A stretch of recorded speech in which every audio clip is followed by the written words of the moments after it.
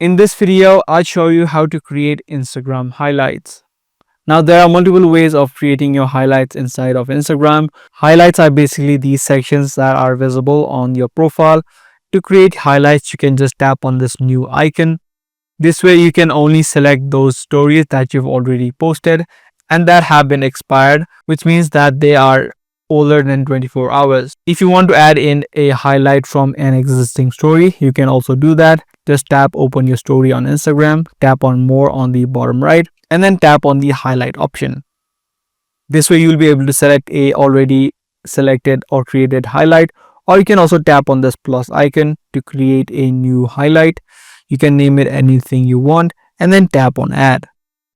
Once you're done, you'll be able to view the highlight that you just created inside of your profile section. So these are the main two ways that you can add in highlight, either through an existing story or through the profile section. But in order to use it or add highlights on your profile section, make sure that the story has expired, which means it has been over 24 hours. So these are the exact steps that you need to follow in order to create Instagram highlights.